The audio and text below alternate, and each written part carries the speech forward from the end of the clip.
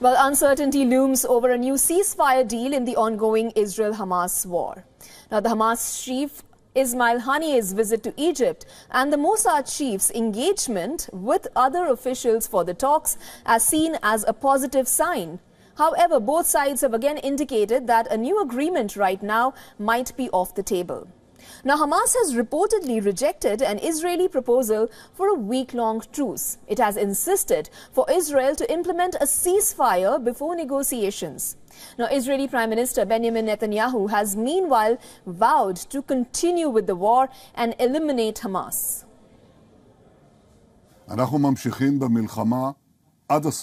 We are continuing the war to the end. It will continue until Hamas is eliminated. Until victory. Whoever thinks that we will stop is detached from reality. We will not stop the fighting until all of the goals that we have set are achieved. The elimination of Hamas, the release of our hostages, and the removal of the threat from Gaza. We have been clear for some time that since the occupation stopped the temporary truce, we have informed all parties about the clear and specific position that there will be no negotiation on the issue of prisoners before stopping the aggression.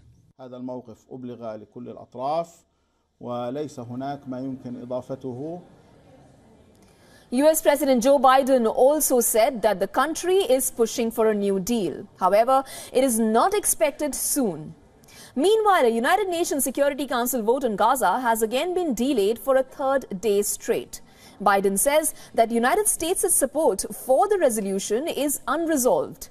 US diplomats are working out to agree on the language of the draft resolution, calling for a halt in fighting and a major increase in aid deliveries to Gaza. Israel, on the other hand, has expanded its fight in Gaza. Israeli military says troops are now also fighting in the Tufa and Daraj neighborhood of the Gaza city.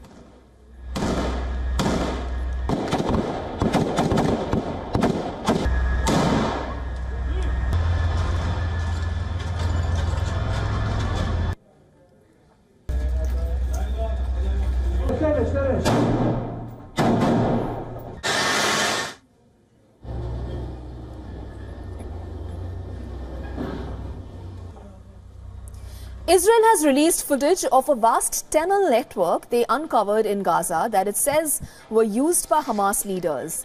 The IDF says these tunnels are uncovered from the properties registered to Yahya Sinwar and other senior Hamas organizers of the October 7th attacks.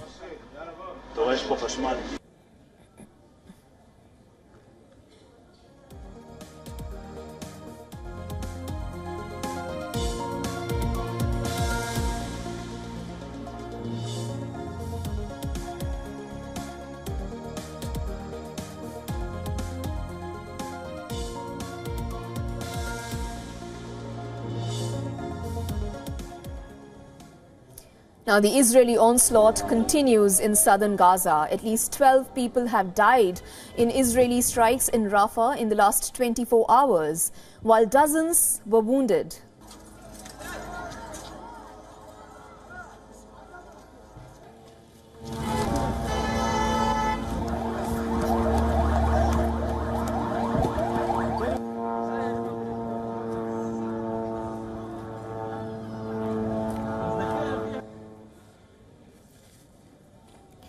Meanwhile, Yemen's Houthi rebels have threatened the United States to attack its warships operating in the region.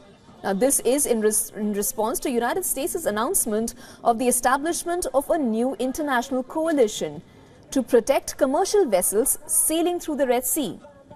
A Houthi leader on Wednesday warned that his forces will target American battleships with drones and missiles if Yemen is targeted. US says its Al-Assad airbase in Iraq has been attacked. No injuries have been reported in the latest attack. US bases in West Asia are being frequently attacked since the war broke out. US says its Iraqi security forces seized a flatbed truck modified to launch rockets that were located at the site. Well, our correspondent Jody Cohen has sent us this report from Tel Aviv. Listen in. I'm at what's known as Hostages Square in Tel Aviv and have been speaking to some of the relatives here of the 129 remaining hostages in Gaza. The anguish is building as every day passes, especially amid reports that there's been no progress on a new hostage release deal. Other talks that are underway are concerning the UN Security Council resolution calling for a ceasefire. The US, which has a veto at the Council, would like to see this amended to calling for a suspension in hostilities rather than a ceasefire, as they say Hamas remains a threat. US Secretary of State Antony Blinken has suggested the war could be over tomorrow if Hamas would stop hiding behind civilians and lay down its arms, and said any other country faced with the same threat would do the same as Israel. So right now it appears that there is no imminent hostage deal or end to the fighting, and negotiations continue. This is Jodie Cohen for WION. World is One.